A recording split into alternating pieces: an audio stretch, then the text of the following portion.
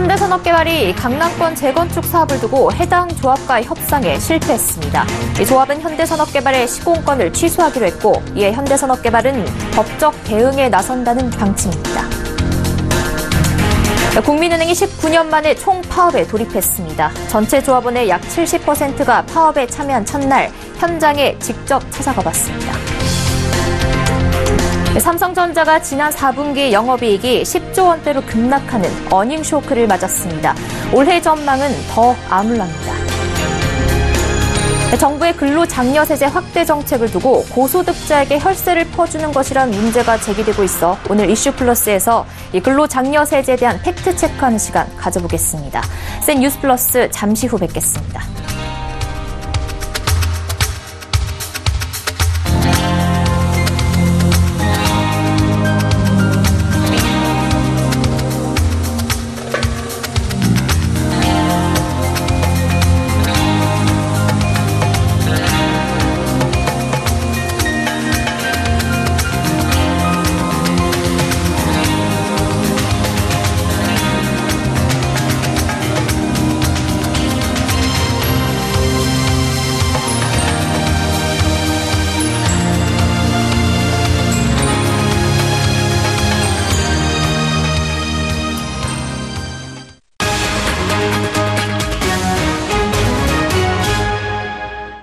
시청자 여러분 안녕하십니까? 센 뉴스플러스 양한나입니다.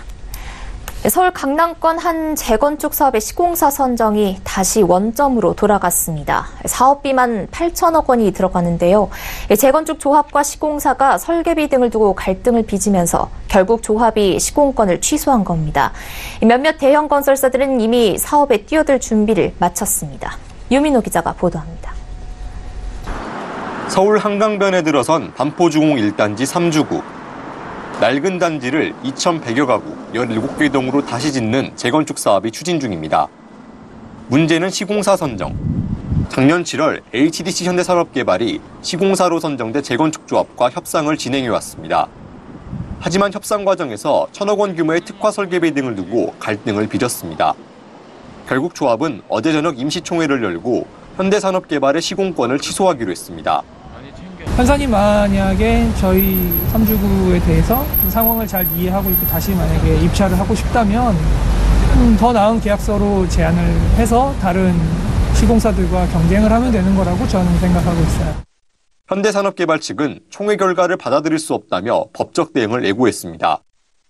이번 재건축 사업에 들어가는 돈은 8천억 원. 몇 명 대형 건설사는 이번 사업에 뛰어들 채비를 마쳤습니다.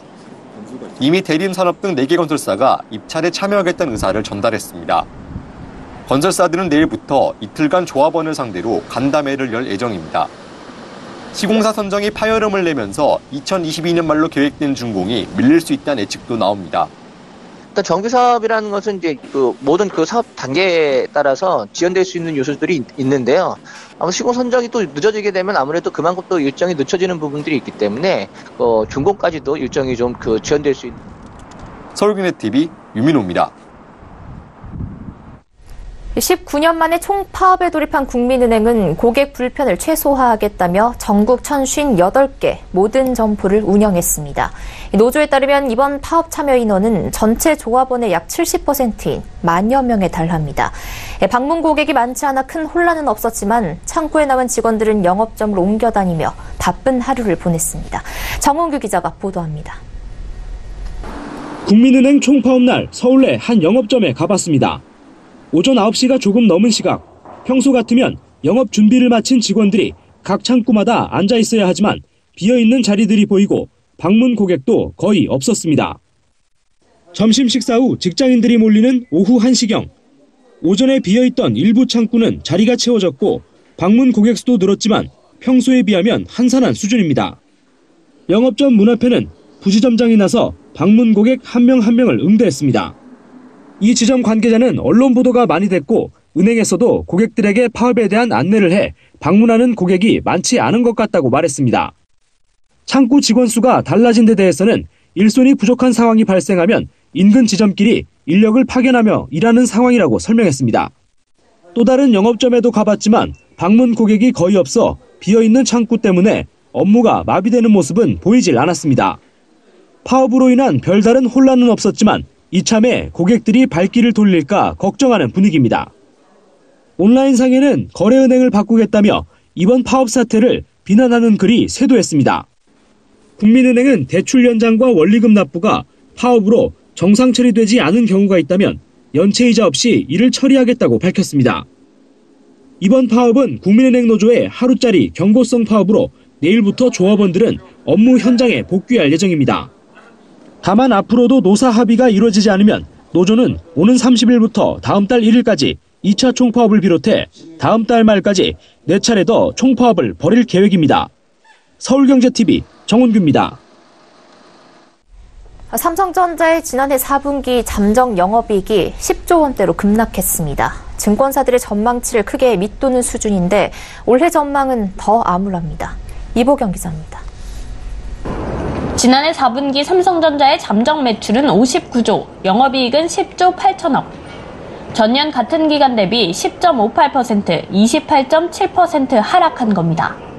분기 영업이익이 14조 원을 밑돈 것은 2017년 1분기 이후 7분기 만에 처음입니다. 특히 증권사의 전망치가 13조 원대였던 것과 비교해도 크게 못 미쳐 어닝 쇼크를 기록했습니다. 부문별 실적은 발표되지 않았지만 반도체 수요 급락과 스마트폰 사업 부진이 원인으로 꼽힙니다.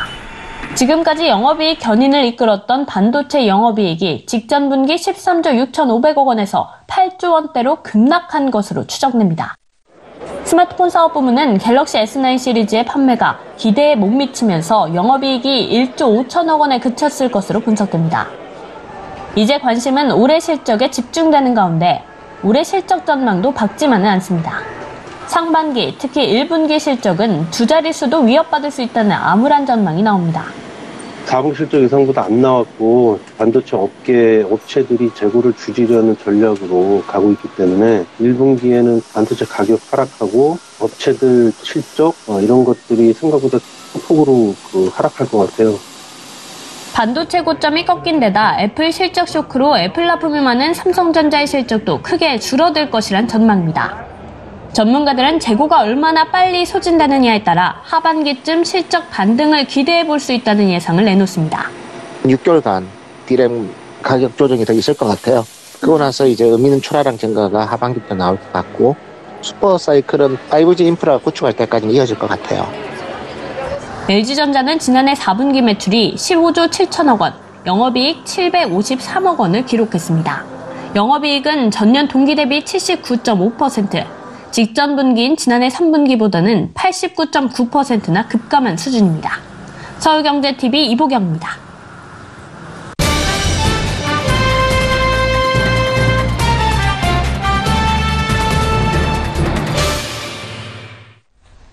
근로장려 세제 EITC가 확대된다는 소식 많이 들어보셨을 겁니다.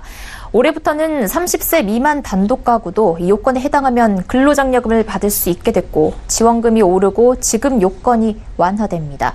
이에 고소득자에게까지 헐스를 퍼주는 정책이란 문제 제기가 있어 오늘 이에 대해서 경제산업부 고현정 기자와 팩트체크해보고 EITC에 대해서 살펴보는 시간 가져보겠습니다. 고 기자, 먼저 이 근로장려 세제 어떻게 이해를 하면 쉬울까요? 네, 간단히 말하면 개인이 벌어들인 소득을 기준으로 해서 정부가 근로장려금을 주는 복지제도인데요. 사다리꼴로 설계돼 있습니다. 그래서 이 앞부분에 해당하는 그 소득을 가진 경우에는 많이 벌면 벌수록 그 받게 되는 장려금이 많아지고 A와 B 사이에 있는 분들은 고정급을 받게 되고 B 이상의 소득을 벌어들이는 분들은 점차 소득 역전 현상을 막기 위해 받게 되는 EITC 장려금이 적어지게 됩니다. 네, 그러니까 근로장려금이란 이름으로 정부 지원금이 들어오는 정책인데요. 그런데 올해부터 이 정책의 적용 대상 범위가 확대된다고요. 네, 아까 말씀드렸던 그 사다리꼴의 X축과 Y축에 해당하는 값이 점차 확대가 되게 되는 건데요. 그 표를 보시면 연소득 2천만 원 이하 단독 가구가 받게 되는 최대 지급액이 85만 원에서 150만 원으로 늘어났고 그 헛벌이 가구의 경우에는 기존에 2,100만 원까지만 받을 수 있었다면 앞으로는 연소득 3천만 원까지 받을 수 있게 된 겁니다. 그리고 이게 그냥 소득 분위가 낮다고 해서 무조건 주는 게 아니라 근로를 담보로 하고 있기 때문에 빈곤층의 근로 유인을 확대할 수 있다는 효과가 있는데요. 때문에 복지제도 중에서도 가장 능동적이고 예방적인 복지라는 평가를 받고 있습니다.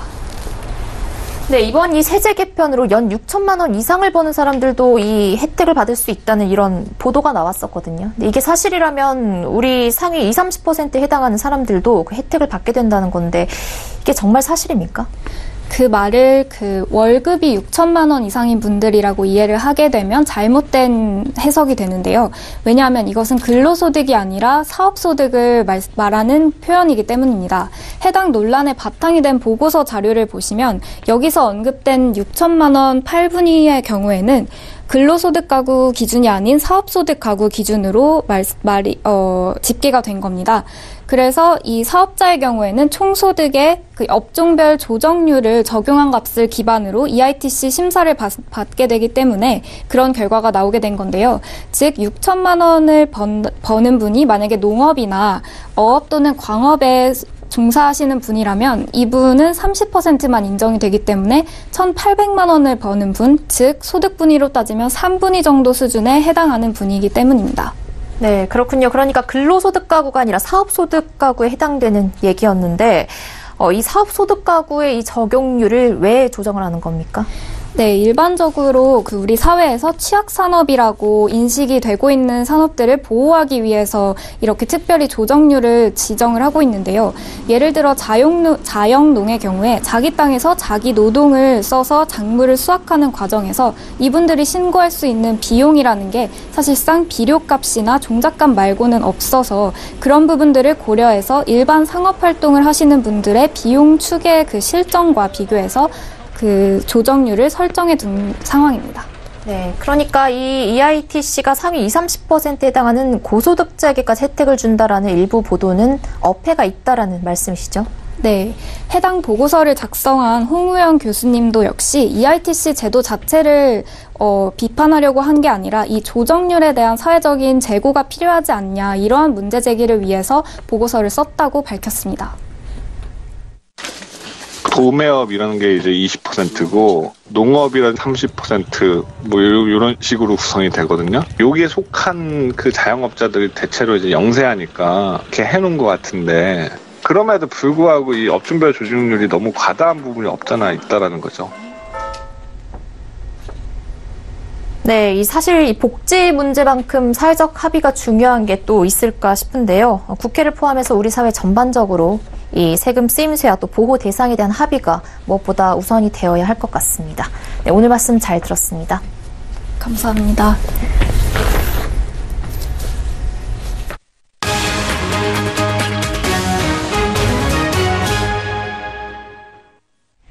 2019 국제전자제품 박람회 CES에서 현대차그룹이 새로운 자동차의 개념을 공개했습니다. 이른바 걸어다니는 자동차 엘리베이트 콘셉트카입니다. 현대차의 로봇 및 전기차 기술이 적용된 이 엘리베이트는 일반 도로는 물론 4개의 바퀴 달린 로봇 다리를 움직여 기존 이동수단으로는 접근이 어려운 지역이나 상황에서도 유용하게 활용될 수 있는 신개념 모빌리티입니다. 이내 현대차그룹의 오픈 이노베이션 센터인 현대크레들과 미국 디자인 컨설팅 회사 썬드버그 페라의 공동 작업으로 제작됐습니다. 현대차는 미디어 행사에서 바퀴가 달린 로봇 다리를 이용해 무대를 걸어다니고 계단을 오르내리는 모습, 다리를 접어 일반 자동차와 같이 변신하는 모습 등을 선보였습니다. 전기 동력이 사용되는 엘리베이터는 5개의 축으로 설계된 로봇 다리를 이용해 포유류나 파충류 등 여러 형태의 걸음걸이로 이동할 수 있어 다양한 지형 형태에서 활용할 수 있다는 설명입니다. 보행 속도는 약 5km 수준이며 차체를 수평으로 유지하면서 1.5m 높이의 벽을 넘을 수 있고 로봇 다리를 차체 안쪽으로 접어넣어 주행 모드로 변신한 후 기존 자동차와 같이 바퀴를 이용해 일반 도로를 달릴 수도 있습니다. 엘리베이터가 상용화되면 수색 구조, 교통약자 이동 편의 증진 등 다양한 공공 분야에 크게 기여할 것으로 기대됩니다. 이 자동차 개별 소비세를 30% 감면해주는 혜택이 올해 상반기까지 연장됩니다. 정부는 문재인 대통령 주재로 국무회의를 열고 이 같은 내용의 개별 소비세법 시행령 개정안을 심의 의결했습니다. 이에 따라 소비 활성화를 위해 지난해 말까지 한시적으로 도입됐던 개소세 30% 인하 혜택이 오는 6월 30일 출고된 차량까지 확대 적용됩니다. 또 지난 2008년 이전 등록한 경유차를 폐차하고 오는 6월까지 새 차를 출고하면 추가 개소세 감면 혜택을 받을 수 있어 최대 79%까지 부담을 덜 수 있습니다. 이번 개소세법 시행령은 대통령의 재가와 공포를 거쳐 2주 뒤부터 효력이 생기지만 공포 전에도 효력이 소급 적용됩니다. 서초구 원룸 월세가 서울에서 가장 비싼 것으로 나타났습니다. 부동산 플랫폼 다방이 분석한 결과 지난달 서초구 원룸 월세는 68만 원으로 작년 1월보다 15.3% 올랐습니다. 강남구가 59만 원으로 그 뒤를 따랐고 종로구와 마포구, 서대문구 순이었습니다. 투, 쓰리룸의 경우 서울 평균은 70만 원 선인데 비해 강남구 월세는 100만 원으로 가장 비쌌습니다. 지난달 기준 원룸 월세 가격이 가장 높은 대학가는 서울교대로 홍대와 건대, 경희대, 한양대, 연세대가 그 뒤를 이었습니다. 오늘 문재인 대통령 주재로 열린 새해 첫 국무회의에서 규제 샌드박스 시행령이 의결됐습니다. 규제 샌드박스란 새로운 제품이나 서비스에 대한 규제를 일정 기간 동안 면제 또는 유예하는 것을 말합니다. 국회가 정보통신융합법과 산업융합促진법 등 관련 법안을 통과시킨 데 따른 후속 조치로 오는 17일부터 시행령이 반려됩니다. 개정안은 규제 특례를 심의 의결하는 신기술 서비스 심의위원회와 규제 특례 심의위원회 구성에 대한 내용 등이 담겨 있습니다. 문 대통령은 규제 혁신은 우리 경제에 활력을 불어넣고 성장 동력을 확보하는 데 필수적 토대라며 규제 샌드박스의 성공을 위해 기업들이 적극적으로 활용할 수 있도록 힘써 달라고 당부했습니다. 문재인 대통령이 오늘 노영민 주 중국 대사를 청와대 비서실장으로 임명했습니다. 청와대 정무수석에는 강기정 전 국회의원을, 국민소통수석엔 윤도한 전 MBC 논설위원을 발탁했습니다.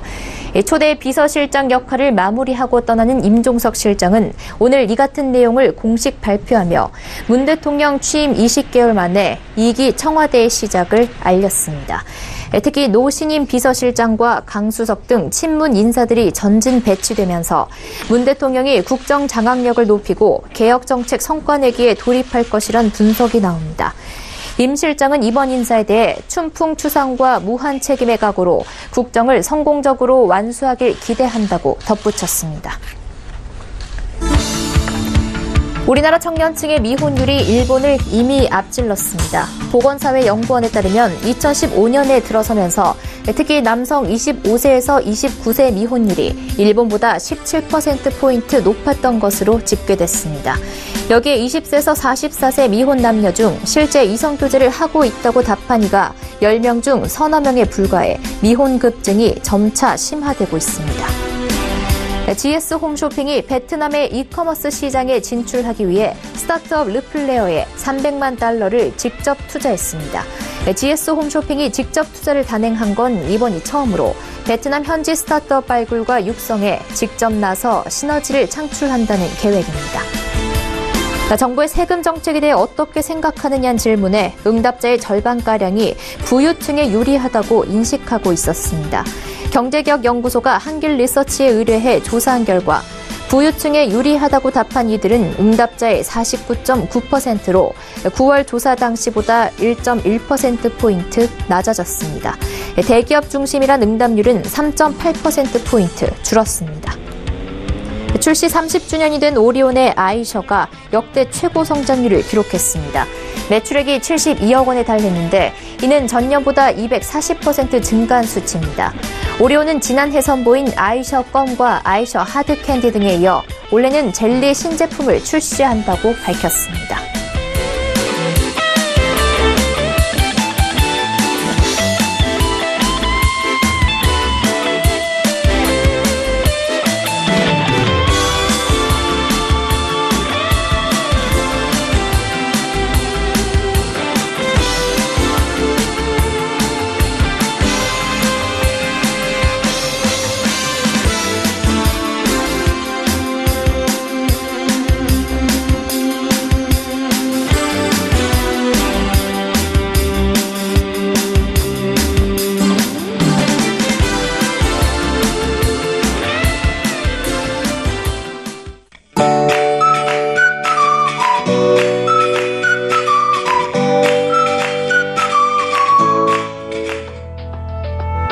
안녕하세요. K웨더 라이프스타일 예보 오주호입니다.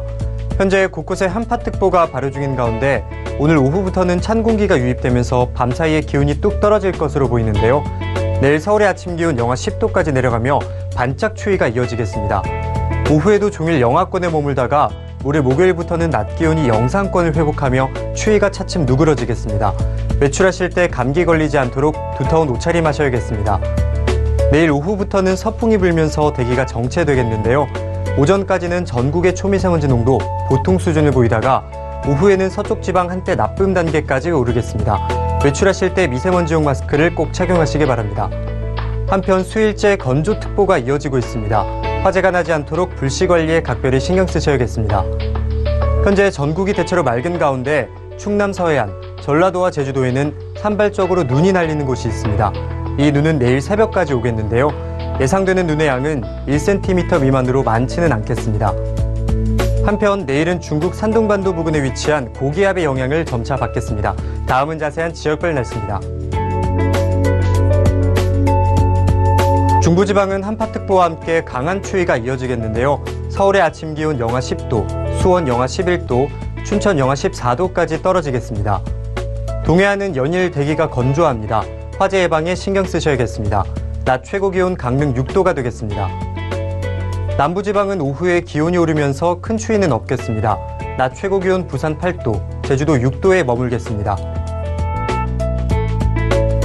전해상에 비 또는 눈 소식이 있고요. 바람이 강하게 부는 가운데 바다의 물결은 동해상으로 최고 5m로 매우 높게 일겠으니 항해나 조업하는 선박은 각별히 유의하시기 바랍니다. 금요일부터는 추위가 한풀 꺾이겠는데요. 다만 제주도에는 비 소식이 있습니다. 토요일에는 남부지방에 비가 내리겠고 일요일에는 강원 영동에 비 또는 눈이 내릴 것으로 보입니다. 날씨였습니다. 센 뉴스 플러스 여기까지입니다. 시청해주신 여러분 고맙습니다.